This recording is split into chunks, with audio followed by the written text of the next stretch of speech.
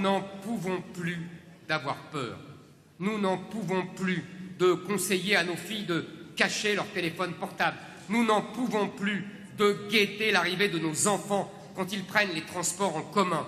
Vous n'en pouvez plus d'être anxieux pour votre grand-mère qui s'est déjà fait arracher son sac. Je n'en peux plus d'entendre vos témoignages désespérés. L'autre jour, à Saint-Quentin, un homme m'a dit « Monsieur Zemmour, on voudrait se faire justice nous-mêmes. » Ce n'est plus possible. Nous voulons un État qui fasse respecter la justice. Nous voulons un État qui fasse respecter la loi. Nous voulons une police. Nous voulons une police qui ne recule plus. La police ne doit plus être intimidée par la racaille. La racaille ne doit plus terroriser l'honnête homme.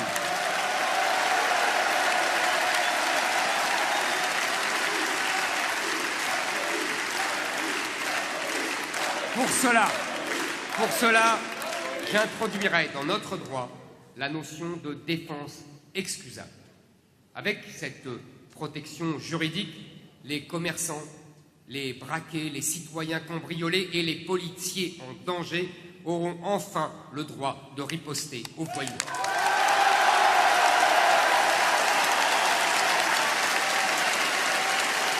Oui,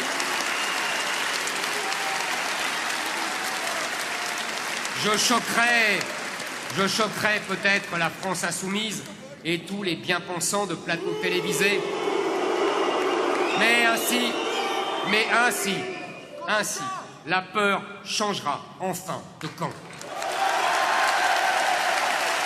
Et pour que la peur change enfin de camp, le voyou ne doit plus entrer dans un tribunal avec la certitude qu'il en ressortira libre.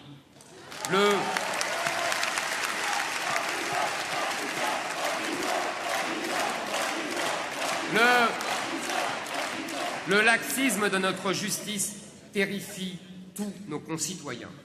Hier encore, je dînais avec des avocats, des policiers et des gendarmes. Oui, mes amis, je ne fais pas seulement l'union des droites, je fais aussi l'union des forces de l'ordre et des avocats.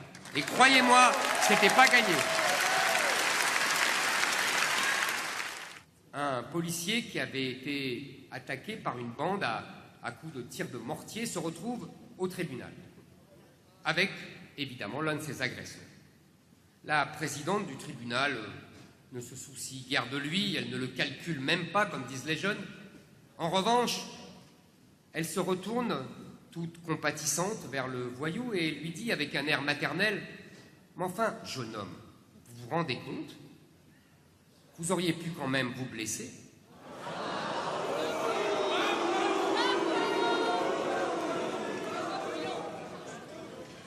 Comment avoir confiance dans un État qui ne punit plus les coupables? Moi, je suis du côté des Français innocents.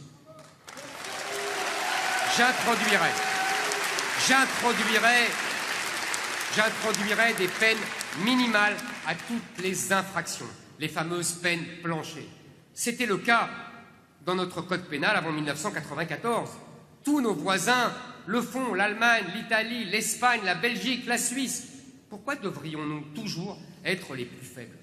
Avec moi, les juges ne pourront plus donner des peines ridicules à des délinquants reconnus coupables, car ils auront un plancher à respecter. Je mettrai un terme au scandale des remises de peine, qui divise presque toutes les peines par deux. Si je suis élu président de la République, les délinquants purgeront l'intégralité de leurs peines, tout simplement. La justice, c'est aussi faire respecter le droit de propriété. C'est un sujet majeur, mes amis. C'est un sujet dont les politiciens ne parlent presque jamais. Moi, je trouve que c'est un scandale. Je mettrai fin au scandale et à l'injustice des occupations illégales.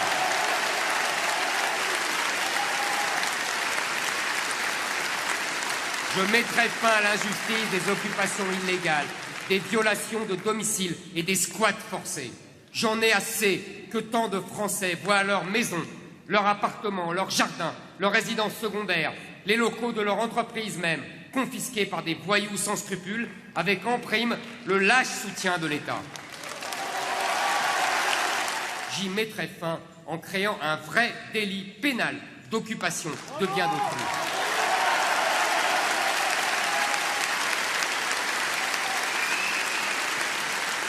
J'imposerai l'expulsion immédiate des squatteurs sans passer par les tribunaux. Et j'obligerai les préfets à utiliser le recours à la force publique pour défendre ce droit fondamental qu'est le droit de propriété.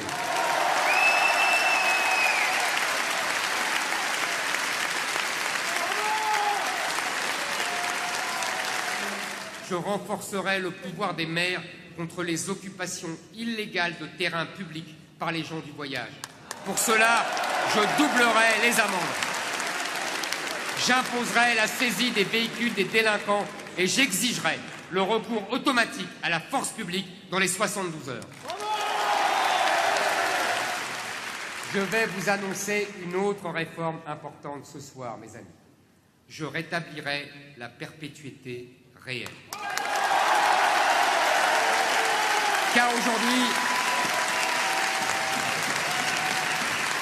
aujourd'hui, la perpétuité réelle qu'on nous avait promise pourtant en 1981 n'existe pas. Et les criminels condamnés à perpétuité peuvent avoir des remises de peine dès 18 ans de prison. Je vous l'ai dit, certains crimes méritent la prison à vie. Comment imaginer que Salah Abdeslam, un des terroristes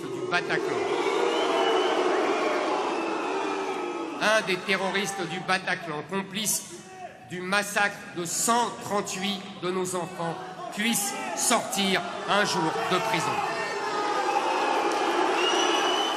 Ce sera la fin du laxisme judiciaire.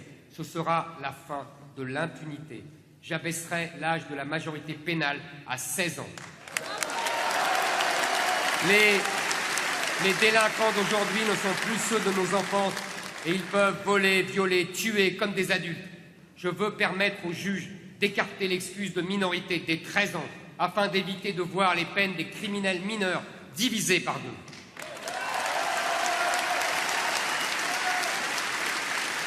Quand un mineur a commis un acte grave, il doit être jugé comme les autres. Nous responsabilisons leurs parents avec la plus grande fermeté. Oui,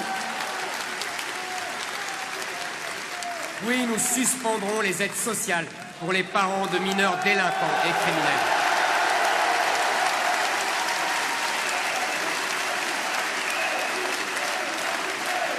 Il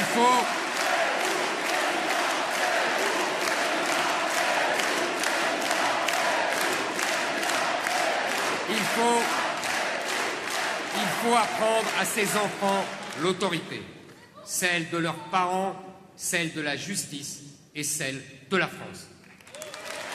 Jusqu'à quand la France devra-t-elle rester le paradis de tous les voyous de la planète?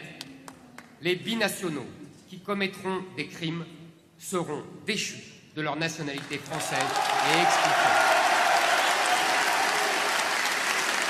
Oui, ils seront expulsés, tout comme les délinquants étrangers qui seront systématiquement renvoyés chez eux.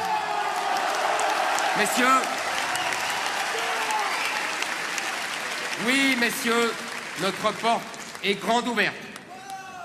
Nous expulserons en urgence 10 à 15 000 délinquants étrangers actuellement incarcérés.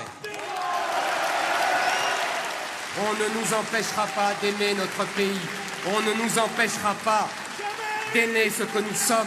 On ne nous empêchera pas d'aimer vivre chez nous et pour nous. Rien ni personne ne nous en empêchera parce qu'il faudrait nous arracher le cœur et qu'ils n'y arriveront pas. Le courage, c'est nous. Le panache, c'est nous. Le drapeau qui flotte dans le vent de l'histoire, c'est nous. Levons-nous pour dire à la France, la reconquête, c'est nous. L'union, c'est nous. Le peuple, c'est nous. Bienvenue aux militants de LR et de RN. Bienvenue à ceux qui votent et à ceux qui votez plus. Bienvenue à ceux qui espèrent et à ceux qui désespéraient. Bienvenue à la France silencieuse, à la France qui s'engage. Bienvenue à l'histoire et bienvenue à l'avenir. Vive le peuple, vive la République et surtout, vive la France!